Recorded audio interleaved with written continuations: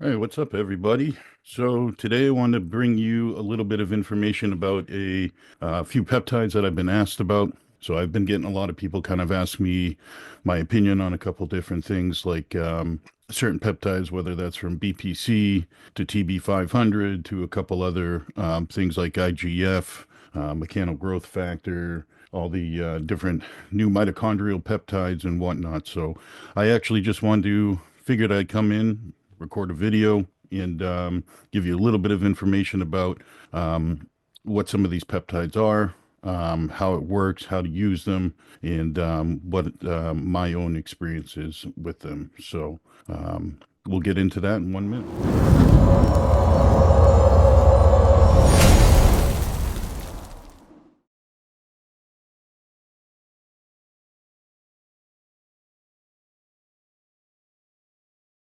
All right. So let's talk about one of my favorite peptides here, one that I'm commonly asked about, IGF-1 LR3. So I think IGF LR3 is one of the most powerful yet misunderstood compounds in bodybuilding. A lot of people compare it to Increlex, but call it not as strong. It's not as powerful and making it not as useful, which I totally disagree with. So if you've heard about it, but not quite sure what it is and how it works and how to properly use it, I'll give you my experience. And so this video would be for you to answer those questions. So let's get right into it. So IGF-1. IGF-1 stands for insulin-like growth factor 1. It's a naturally occurring hormone in the body, mostly produced in the liver in response to growth hormone. IGF-1 is one of the primary mediators of anabolic effects of growth hormone, meaning that it actually causes muscle cells to grow, divide, and recover. So what you get from the growth hormone and the IGF-1 effects is not necessarily hyperplasia, which is, hypertrophy of the cell, which is the growth of the cell. It's more or less hyperplasia in the replication of the cell. That's one part that it's trying to, that one effect that you get out of that, which is what we are aiming for as one of the factors for growth hormone itself. But IGF-1 is usually a short-acting peptide. LR3 is a lab-modified version. The LR3 stands for long arginine 3. This version lasts longer in your bloodstream, can stay in your bloodstream from about 20 to 30 hours roughly, where you see stuff like IGF-1 deaths only last in the system for maybe 20 to 30 minutes at a time, making timing quite difficult. Let's see. So IGF-1 also doesn't bind as tightly to IGF binding proteins, which means it's more active and available to hit the muscle tissue. So let's kind of get into how it works. So what does it actually do inside your body? It stimulates muscle satellite cells, which are like backup cells waiting to be kind of activated into the body. When these are activated, they fuse the existing fibers to help your muscles grow in both size and potentially the number of cells. That's the whole idea of hyperplasia, is the replication of more muscle cells to grow, and hence after that we can grow the muscle cell bigger, causing bigger muscle. IGF-1 also increases amino acid uptake, protein synthesis, helps with glucose transport into the muscle. So actually taking blood sugar from glucose from the blood and storing it into the muscle to build and retain muscle glycogen. Post-training, when your muscle cells are hungry, IGF-1 acts like a growth and nutrient shuttle, which helps accelerate the recovery and growth of the muscle. It also mimics insulin to a degree. It can enhance nutrient partitioning, just like insulin would itself, though it's not quite as strong as using exogenous insulin from my experience. But the whole idea of pulling more carbs and nutrients into the muscle rather than fat is going to help us get more force production in our training, as well as recovery, as well as also shuttling in the amino acids into the muscle as well, is going to help with the process of recovering after the fact. So that brings us into the benefits for bodybuilding, for performance enhancing effects. for building muscle for in the case of a bodybuilder itself. So why bodybuilders can utilize it and why we tend to like it and use IGF-1 LR3 is a couple different reasons. You get enhanced recovery like we just went over, especially for higher volume training, or higher frequency training, more training throughout the week, where we're able to shuttle more nutrients than without the IGF-1 present into the muscle. It gives us more force production and just the ability to recover and train more and build more muscle over time. Also, the other factor is muscle fullness and pumps. It improves the nutrient uptake, like I had told you about. So you get this fuller, tighter, more enhanced look to the muscle. The more glycogen we can supersaturate in the muscle and then continue to replenish what is used after training is going to help us get better performance in the gym, as well as recover faster, giving us a higher rate of turnover in our training so we can train more and build more muscle faster. Another benefit is potential hyperplasia, not just growth of those muscle cells, but more cells over time is hopefully part of what we're doing with using IGF-1. So the more cells we have to grow, the bigger we can potentially get down the road. Now, also IGF-1 works quite well synergistically with growth hormone itself and insulin if you can time it correctly. Now, you have to be careful with using IGF-1 LR3 because you have to remember that that also shuttles nutrients and clears the blood of glucose into the muscles. So just like insulin, it's driving your blood sugar down. So you want to be careful with how much insulin, exogenous insulin you're using, and like a rapid acting insulin at the same time around your training windows as you would at the same time as using IGF-1. So we're not having scenarios where we go hypoglycemic. The other benefit is it works quite well where it doesn't have to be stacked with massive amounts of anabolics. People get great response with a standalone product as using IGF-1 by itself. You don't have to be blasting grams of gear to get the synergistic effects of growth hormone and IGF-1 and insulin all together. So someone that is on TRT can still get a TRT plus and an enhancement to their training and more muscle growth by just adding in that one peptide of IGF-1. Next thing is, how do we use it? So what I can do is explain kind of what I've seen in the past, how others have utilized it from what I've seen.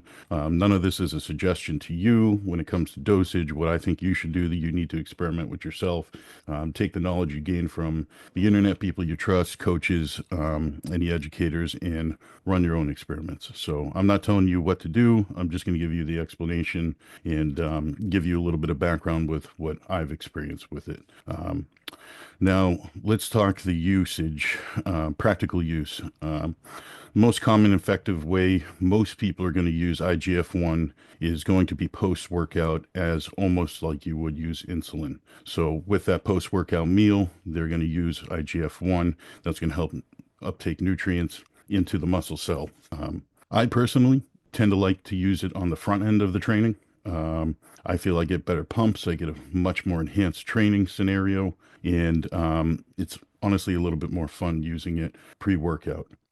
Now you have to be careful because training, IGF-1, and any other insulin use as well, and then maybe high glycemic sugars that you're going to have in your diet, can all aid to driving your insulin output up higher, which is going to deplenish your blood glucose levels, with giving you a higher risk for hypoglycemia. So you have to make sure that you're not overdoing these things. I suggest, well, from what I've seen with people starting low at a pretty low dose of like 20 to 40 micrograms pre or post training for IGF-1 LR3 should be a good starting point. Engage from there. Personally, I've gotten to the point where I comfortably use about 150 micrograms to 250 micrograms pre-workout. If I'm doing something like training shoulders, for example, I will pin it intramuscularly, bilaterally. So I'll put half my dose, let's say 125 micrograms here, 125 micrograms in the other delt, and then go into my training scenario.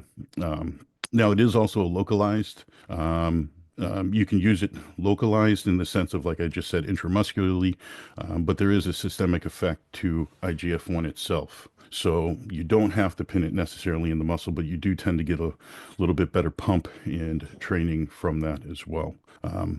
So if that's a case for you that you would prefer to not inject intramuscularly, you can go ahead and use that peptide more as a systemic effect and just administer it in the sense of hoping for a systemic effect by just maybe pinning it around your belly button sub-Q, pre or post training. Now, how long are we going to run this for? How long are we going to utilize it? So, just like insulin, IGF-1, you can become desensitized to that product quite quickly, where you have to escalate doses to get the same effect over time. I personally will use it for like a 4 to 6 week run cycle, whatever you want to call it, and then I'll take pretty much half that time off. So if I'm doing 4 weeks, I might take 2 weeks off, cycle it in again. 6 weeks, I might take 2 to 3 weeks off, and then cycle it again, so I can resensitize my body to the effects of that peptide, and then continue on from there. I prefer, and I think that the best utilization of it is actually just using it on your training days. I don't see the scenario where you need to take it in microdoses daily in the sense of the days that you're not training. So I would be utilizing this around my training window for performance and nutrient uptake. Now we got to talk about kind of the risks and the side effects. So nothing's perfect.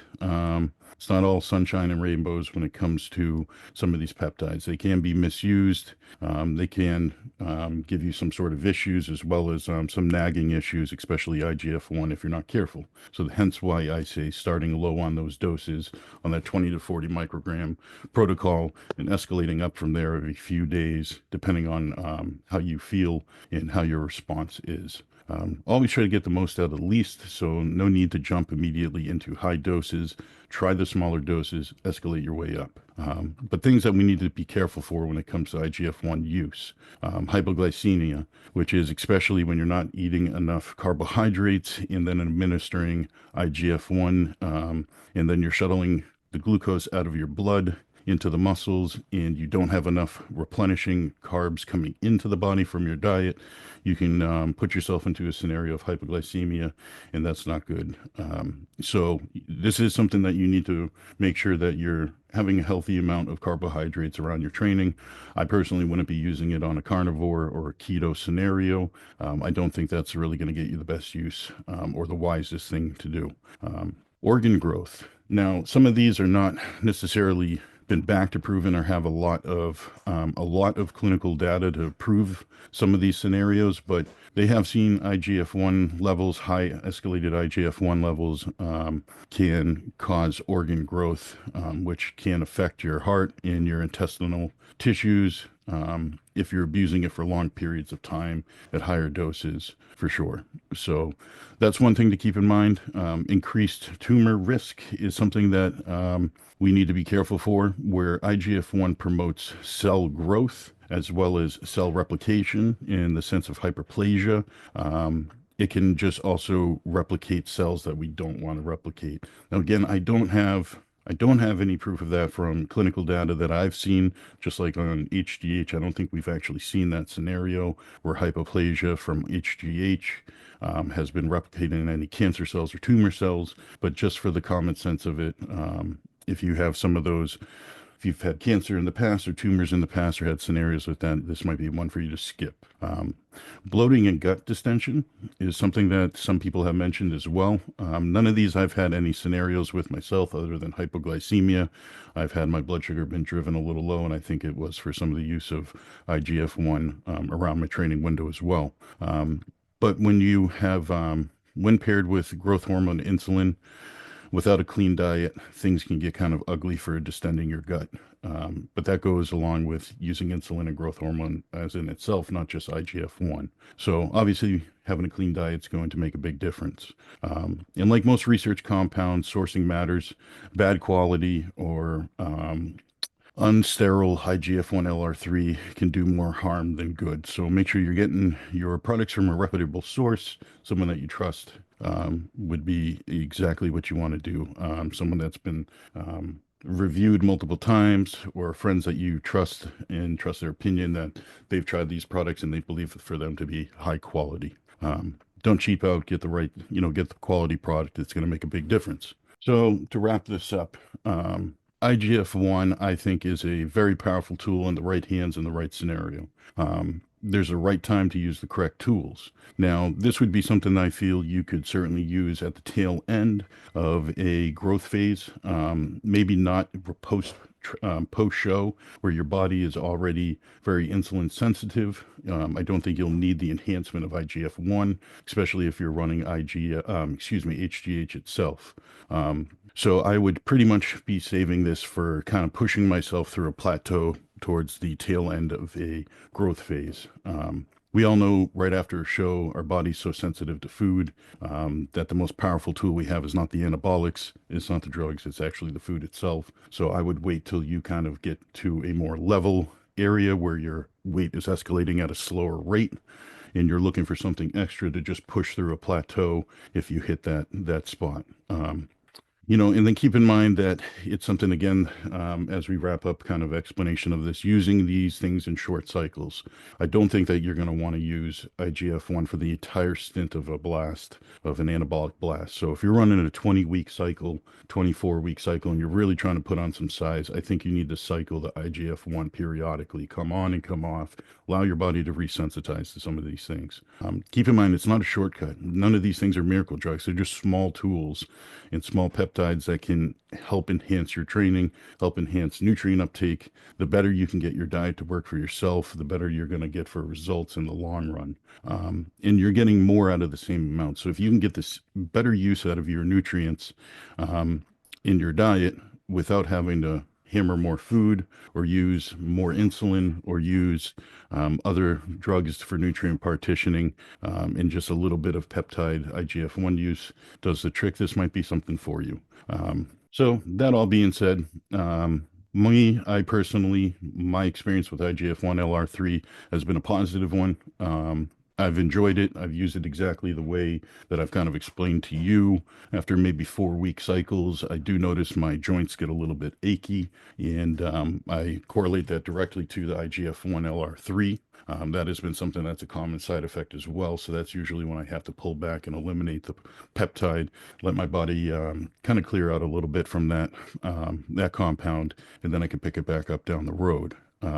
So I've enjoyed it. I prefer to use a pre-workout with plenty of carbohydrates and get myself a little bit of a better pump. I've had some pumps that I attribute to the IGF-1 where I could literally barely lift my arms over the tops of my shoulders after a delt day, or pinning them into my quads, pinning the IGF-1 into my quads and having a killer pump for a quad day training. It really helps just keep super saturating the muscle with carbohydrates, pushing more blood flow.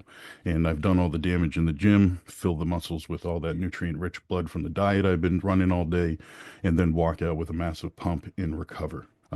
So if you want to break down on how to stack IGF-1 LR3 with pegylated mechanical growth factor insulin or HGH, or any other real world cycles and scenarios, drop a comment below and I'll cover that in a future video. Do me a favor, make sure that you like, subscribe, and share this with your gym bro, and I'll see you in the next one.